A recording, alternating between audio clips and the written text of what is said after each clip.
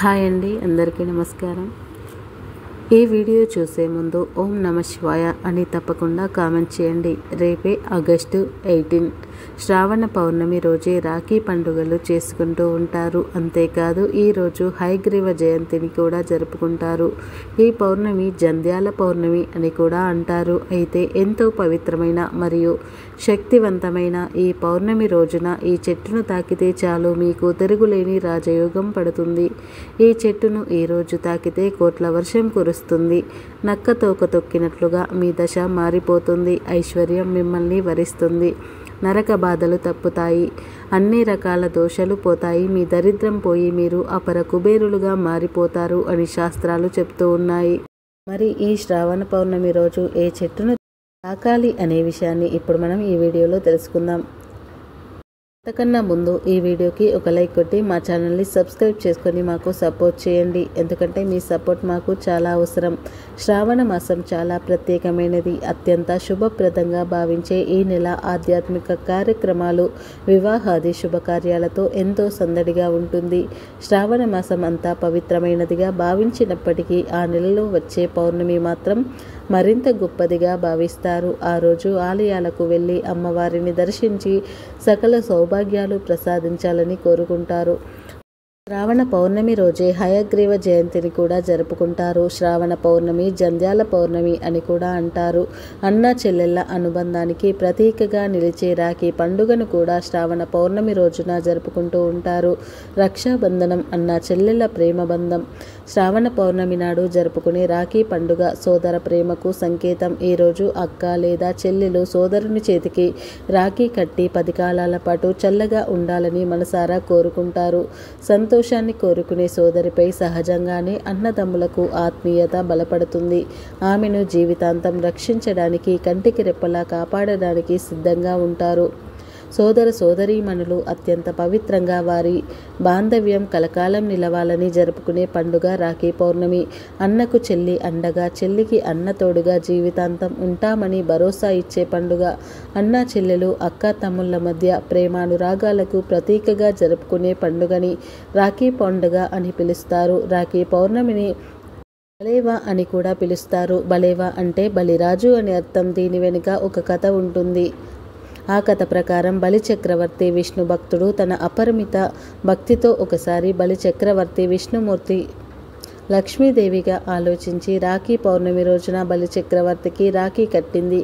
అప్పుడు బలి ప్రేమతో ఏం కావాలమ్మా అని అభిమానంగా అడిగాడు. లక్ష్మీదేవి వెంటనే విష్ణుమూర్తి కావాలని కోరింది. లక్ష్మీదేవిని చెల్లెలిగా భావించిన బలి చక్రవర్తి మనసు కరిగిపోయింది. దాంతో బలి సర్వం త్యాగం చేసి లక్ష్మీదేవితో విష్ణుమూర్తిని వెంట తీసుకుని వెళ్ళమన్నాడు.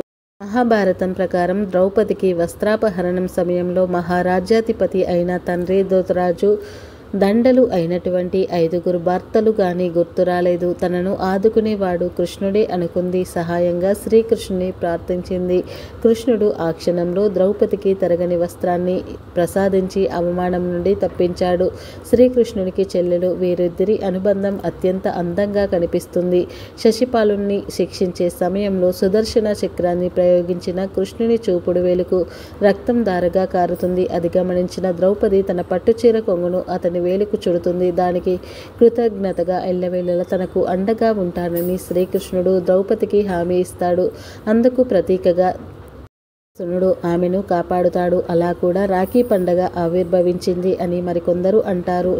శ్రావణ పౌర్ణమి రాఖీ పౌర్ణమి రోజున అక్క చెల్లెలు తమ చేతికి ప్రేమగా రాఖీ కట్టి మిఠాయి తినిపిస్తారు. సోదరులు తమ శక్తి కొలది కానుక ఇస్తారు. ఒకరికొకరు స్వీట్లు తినిపించుకున్నాక అందరూ కలిసి విందు భోజనం చేస్తారు. మొదట్లో రాఖీని హిందువులు, సిక్కులు మాత్రమే జరుపుకునేవారు. అలాగే అమ్మాయిలు తమ సొంత అన్నదమ్ములకు మాత్రమే రాఖీ కట్టుకునేవారు. కానీ ఈ సాంప్రదాయం ఇప్పుడు దేశంలో అన్ని మతాలకు పాకింది. అలాగే సొంత వారికే కాకుండా తమ ఇష్టాన్ని బట్టి అన్నదమ్ముల వరసయ్యే వారికి కూడా రాఖీ కడుతున్నారు. చుట్టరికంలోనే కాక బంధుమిత్రుల పిల్లలు, పక్కింటి వారు, స్నేహితులు ఇలా ఎవరికైనా సరే రాఖీ కట్టవచ్చు. రాఖీ పండుగ గురించి పురాణాలలో మరొక కథ కూడా ఉంది.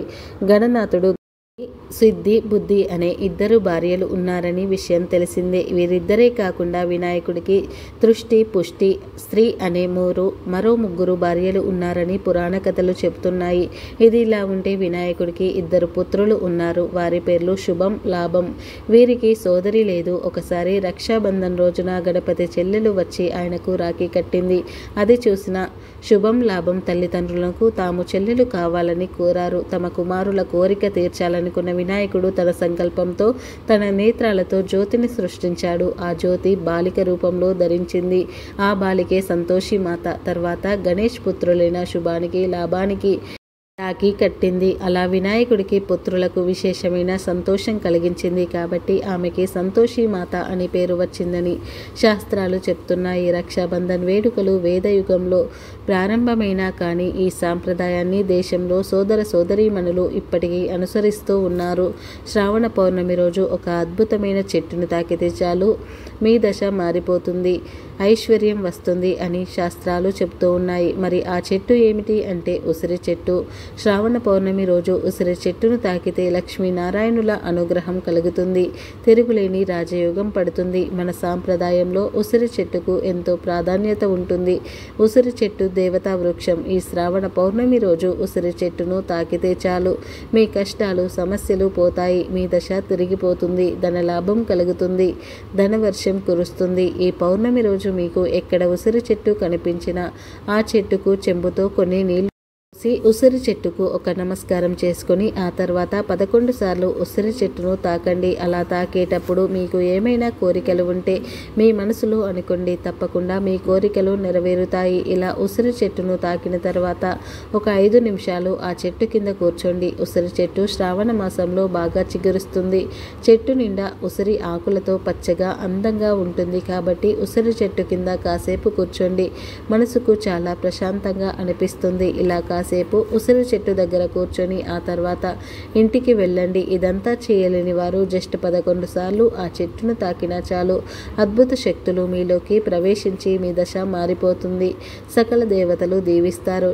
ఒంట్లోని చెడు శక్తులన్నీ ఆ చెట్టు లాగేసుకుంటుంది. మంచి పాజిటివ్ ఎనర్జీని మీకు అందిస్తుంది. ఇలా ఈరోజు ఉసిరి చెట్టును తాకటం వలన మీ కష్టాలు, బాధలు పోతాయి, అష్టైశ్వర్యాలు సిద్ధిస్తాయి, మీ జీవితం అద్భుతంగా మారిపోతుంది. ఉసిరి చెట్టును విష్ణు స్వరూపంగా భావిస్తారు.